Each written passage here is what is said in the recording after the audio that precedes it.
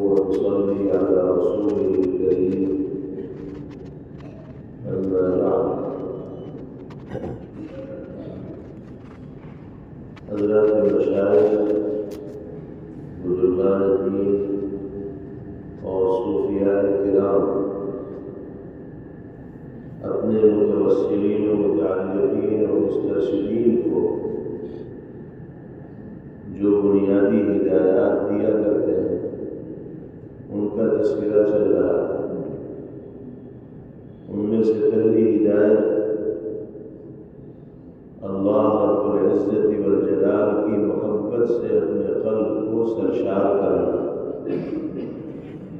اور ہر کام باری تعالیٰ کی رضا اور خوشنودی کے حصول کے جذبے کے ساتھ انجام دینا، اسی کو اخلاص کہا جاتا ہے۔ اور بغیر اخلاص کے انسان کا کوئی عمل اللہ کی بارگاہ میں قابل قبول نہیں ہوتا۔ بڑے سے بڑا مجاہدہ انسان کر لے، بڑی سے بڑی قربانی انسان پیش کر لے، اگر اللہ کے سوا کسی اور کو خوش کرنے کا جذبہ ہو تو اللہ کی نگاہ میں مچھر کے پر کے برابر بھی وزن رکھنے والا وہ عمل نہیں بنے۔ اس لیے سب سے پہلی چیز یہی ہے کہ اپنے ہر عمل کو انسان اللہ کی رضا اور خوشنودی کے حصول کے جذبے کے ساتھ انجام دینے والا ہو اور اللہ کی محبت سے اپنے قلب کو سرشار اور منور کرنے والا ہو۔ دوسری اہم ہدایت جس پر عمل ہم سب کے لیے اور دنیا میں بسنے والے تمام اہل ایمان کے لیے لازمی اور ضروری ہے، وہ اللہ کے رسول صلی اللہ تعالی علیہ وسلم کی اطاعت اور آپ کے اسوہ حسنہ کی اتباع و پیروی ہے۔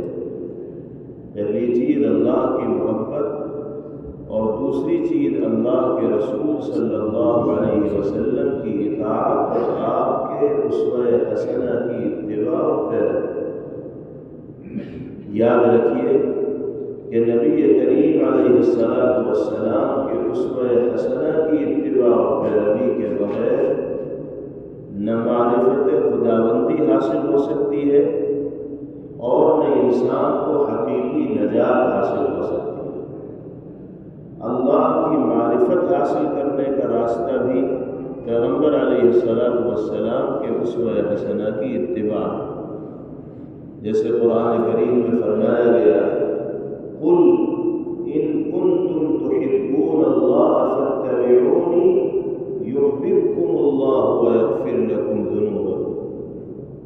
نبی کریم علیہ السلام سے کہا جا رہا ہے کہ آپ لوگوں میں اعلان کر دیجیے کہ اگر تم اللہ سے محبت کرنا چاہتے ہو تو میری اتباع اور پیروی کرو، اللہ تمہیں اپنا محبوب بنا لیں گے اور تمہارے گناہوں کو معاف کر دیں۔ تو حاصل کلام یہ ہے کہ نبی کریم علیہ السلام کی اطاعت اور آپ کے اسوہ حسنہ کی اتباع اور پیروی کے بغیر معرفت خداوندی اور نجات کا حصول ممکن نہیں ہے۔ چنانچہ امام ربانی شیخ احمد سرہندی علیہ الرحمہ، جو مجدد الفسانی علیہ الرحمہ کے نام سے معروف ہیں، وہ اپنے مقصود میں لکھتے ہیں کہ اس نعمت عظمیٰ یعنی معرفت خداوندی تک پہنچنا سید الاولین والآخرین کی اتباع سے جڑا ہوا ہے۔ آپ کی اتباع کے بغیر فلاح و نجات ممکن ہی نہیں۔ قرآن کریم میں اللہ تعالیٰ نے ارشاد فرمایا، من یطع الرسول فقد اطاع اللہ۔ جس شخص نے خدا کے رسول کی اطاعت کی اس نے خدا کی اطاعت کی، کیونکہ رسول اکرم صلی اللہ علیہ وسلم جو کچھ بولتے ہیں وہ وحی الہی ہی ہوتا ہے۔ ارشاد ربانی ہے، وما ينطق عن الهوى ان هو الا وحی یوحی۔ پیغمبر علیہ السلام اپنی خواہشات سے نہیں بولتے، وہ جو کچھ تمہیں دے رہے ہیں وہ وحی الہی ہے جو انہی کی طرف بھیجی جاتی ہے۔ اسی طرح ایک آیت مبارکہ میں فرمایا گیا ما آتاکم الرسول فخذوه وما نهاکم عنہ فانتہوا، جو کچھ رسول تمہیں دیں وہ لے لو اور جس سے روکیں رک جاؤ۔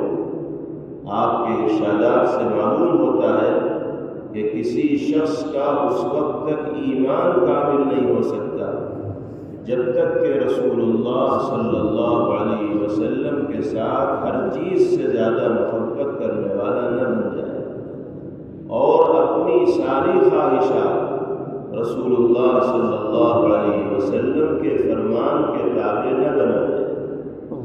چنانچہ خود پیغمبر علیہ السلام فرماتے ہیں لا یؤمن احدکم حتی اکون احب الیہ من والدہ وولدہ والناس اجمعین، تم میں سے کوئی بھی شخص اس وقت تک مومن نہیں ہو سکتا جب تک وہ اپنے والدین، اولاد اور سب لوگوں سے زیادہ مجھے محبوب رکھنے والا نہ بن جائے۔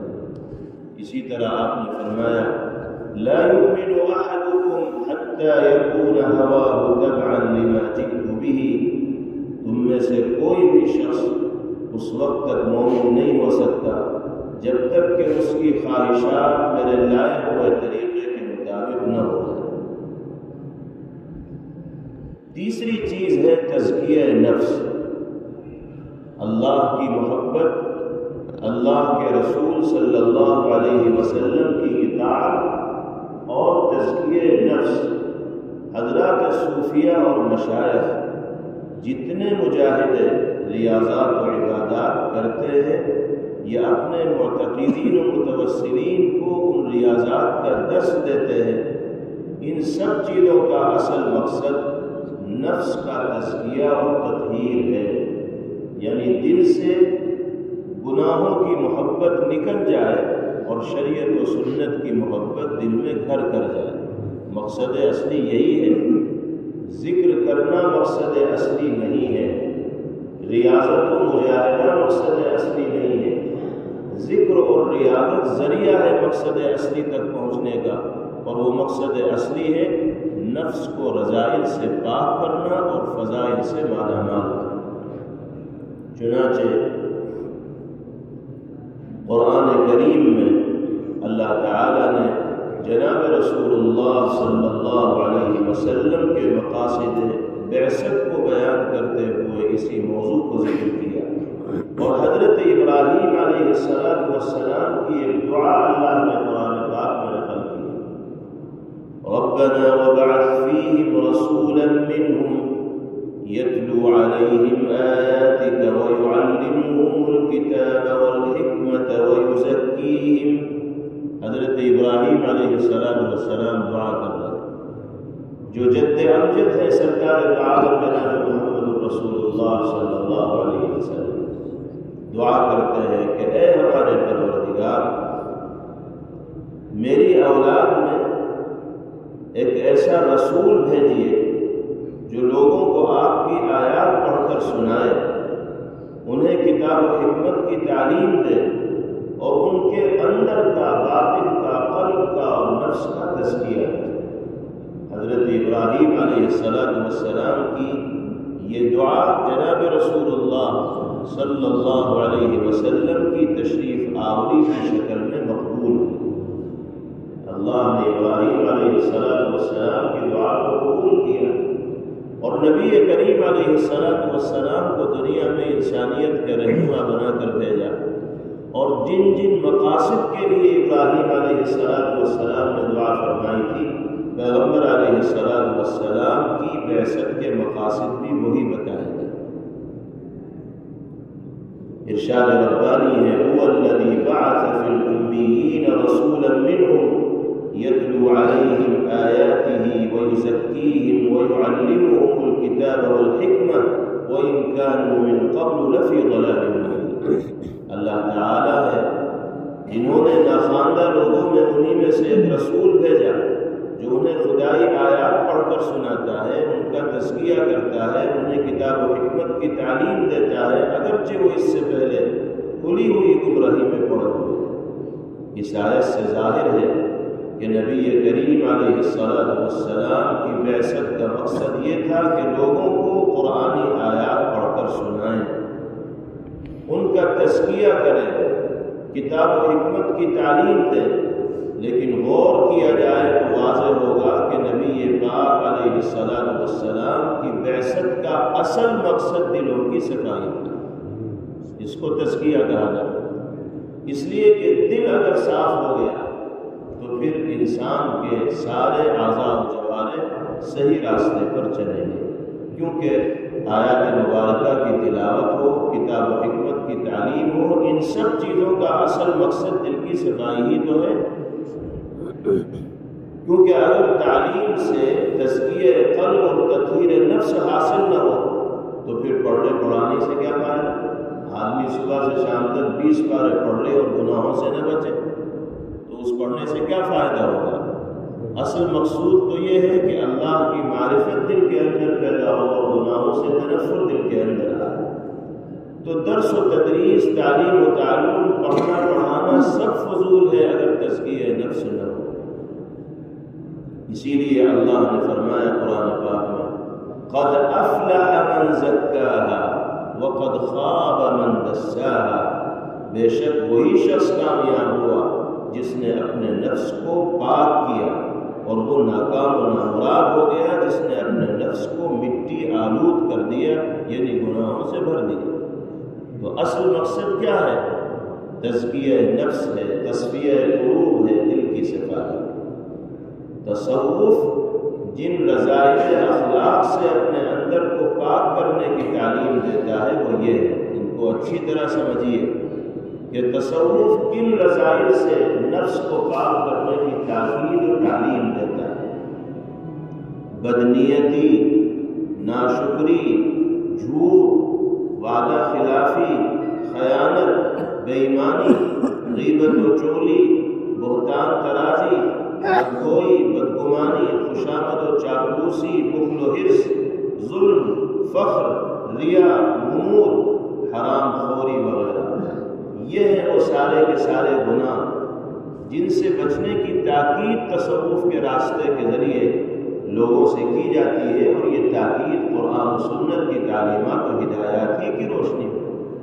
اب ایک آدمی مشائخ کے سلسلے سے جڑا ہوا ہو، ریاضت و مجاہدے بھی کر رہا ہو، ذکر و اذکار اور وظائف کا اہتمام بھی کر رہا ہو، لیکن نیت درست نہ ہو، شکر کا جذبہ نہ ہو، زبان پر قابو نہ ہو، ریا اور نمود کے ساتھ اعمال کو انجام دیتا ہو، تو اس کی عبادتوں کی جان نکل جائے، ریاضت و مجاہدے بے وزن ہو جائیں گے، اور وہ ان اعمال صالحہ کا وہ اجر حاصل نہیں کر پائے گا جو اجر ایک مخلص ایمان والے کو میسر ہو سکتا ہے۔ ان برائیوں سے بچنے کی ٹریننگ اور مشق تصوف اور احسان کے راستے سے کرائی جاتی ہے۔ اچھا، خوبیاں اپنے اندر کیا پیدا کرنی؟ یہ تو برائیاں ہیں جن سے بچنا ہے، اور کون سے صفات کمال ہیں جن کو اپنے اندر پیدا کرنے کی کوشش کی جائے گا، وہ بھی سن لیجیے۔ وہ اخلاص نیت ہے، ورع و تقویٰ ہے، دیانت و امانت ہے، عفت و عصمت ہے، رحم و کرم ہے، عدل و انصاف ہے، عفو و درگزر ہے، حلم و بردباری ہے، تواضع اور خاکساری ہے، سخاوت و ایثار ہے، خوش کلامی و خودداری ہے، لوگوں سے نرم زبان میں بات کرنا، استقامت و استغنا وغیرہ، یہ ساری کی ساری وہ خوبیاں ہیں کہ جن سے ایک ایمان والے کو اپنے آپ کو مزین و آراستہ کرنے کی فکر اور کوشش کرنی چاہیے۔ اگر صرف ارکان اربعہ کہتے ہیں 4 اہم عبادات کو، جن میں نماز، روزہ، زکوٰۃ اور حج، اگر ان 4 اہم عبادات پر غور کیا جائے تو معلوم ہوگا کہ قرآن و سنت نے ان 4 عبادات کا مقصد تزکیہ نفس اور تطہیر قلب ہی بتایا ہے۔ سمجھ لیجیے اچھی طرح، نماز، روزہ، زکوٰۃ، حج، یہ ارکان اربعہ ہیں، عبادات میں بنیادی اہمیت رکھنے والی عبادات ہے، لیکن آپ قرآن و سنت میں اگر غور کریں گے تو پتہ چلے گا کہ نماز کا مقصد بھی دل کی صفائی ہے، روزے کا مقصد بھی تزکیہ نفس ہے، زکوٰۃ کا مقصد بھی تطہیر قلب ہے، اور حج کا مقصد بھی دل کو رذائل سے پاک کرنا ہے اور فضائل سے آراستہ کرنا ہے۔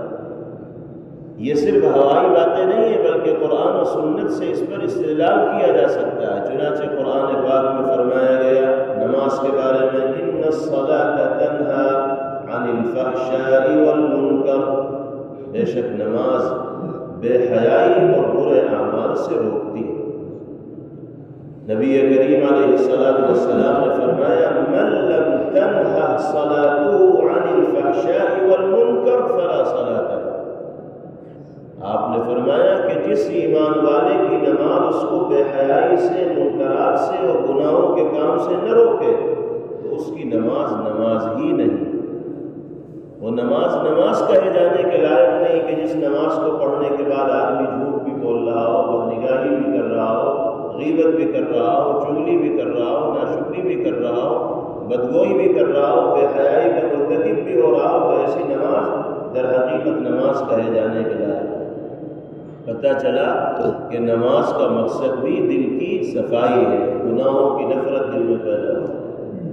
اسی طرح روزے کے بارے میں فرمایا لعلکم تتقون یا ایھا الذین آمنوا کتب علیکم الصیام کما کتب علی الذین من قبلکم لعلکم تتقون۔ روزے تم پر اسی لیے فرض کیے گئے ہیں تاکہ تم پرہیزگار بن جاؤ، متقی بن جاؤ، دل صاف رکھنے والے بن جاؤ۔ اور پیغمبر علیہ السلام نے کیا فرمایا من لم يدع قول الزور والعمل به فليس لله حاجة أن يدع طعامه وشرابه۔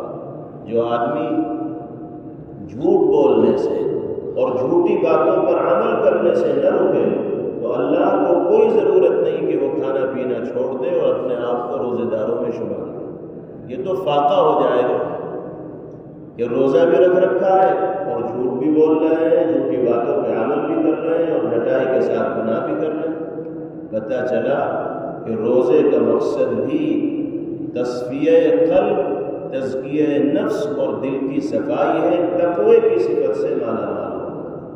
اسی طرح زکوٰۃ و صدقات کا مقصد بتاتے ہوئے نبی کریم علیہ السلام نے فرمایا اتقوا الشح فإن الشح أهلك من كان قبلكم حملهم على أن سفكوا دماءهم واستحلوا محارمهم۔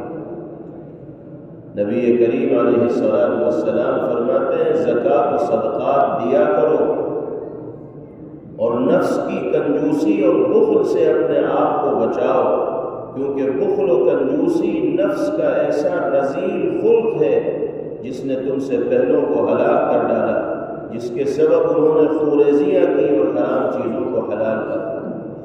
اس سے صاف ظاہر ہے کہ زکوٰۃ و صدقات اور اللہ کی راہ میں خرچ کرنے کا اصل مقصد انسان کے دل کی صفائی اور تزکیہ ہے۔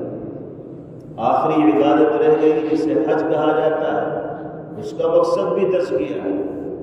حج کے بارے میں قرآن پاک میں فرمایا گیا فَمَنْ فَرَضَ فِيهِنَّ الْحَجَّ فَلَا رَفَثَ وَلَا فُسُوقَ وَلَا جِدَالَ فِي الْحَجِّ۔ جو شخص حج کے مہینوں میں حج کی نیت کرے اسے چاہیے کہ عورتوں سے چھیڑ چھاڑ نہ کرے، نافرمانی اور لڑائی جھگڑا نہ کرے۔ اور فرمایا گیا وَتَزَوَّدُوا فَإِنَّ خَيْرَ الزَّادِ التَّقْوَىٰ۔ سفر حج کا سامان اپنے ساتھ لے کر نکلو کیونکہ اس سفر میں بہترین توشہ تقویٰ ہے۔ نبی کریم علیہ السلام نے فرمایا من حج للہ فلم يرفث ولم يفسق رجع كيوم ولدته امه۔ فرمایا کہ جو اللہ کی رضا کے لیے حج کرتا ہے اور اس میں اپنے آپ کو گناہ اور نافرمانی سے بچاتا ہے تو وہ گناہوں سے پاک و صاف ہو کر ایسے لوٹتا ہے جیسے گویا کہ آج ہی اس کی ماں نے اسے جنم دیا۔ ان آیات و احادیث سے صاف ظاہر ہوا کہ ارکان اربعہ یعنی نماز، روزہ، زکوٰۃ، حج، ان چاروں عبادات کا اصل مقصد تزکیہ و تطہیر قلب ہے، اور اسی کا درس حضرات مشائخ و صوفیاء کرام دیتے چلے آئے ہیں اور دیتے رہے ہیں۔ اللہ تعالی ہم سب کو اپنے نفس کو شریعت و سنت کے تقاضے پر چلنے کا عادی بنائے، اور ہر طرح کے رذائل سے باری تعالی ہمیں پاک فرمائے، اور خصائل سے باری تعالی اچھی عادات سے ہم سب کو مالامال فرمائے۔ وصلی اللہ تعالی علی خیر خلقہ محمد وآلہ وصحبہ اجمعین۔ Thanks for watching. Don't forget to like, comment, share and subscribe to Al Wahid channel.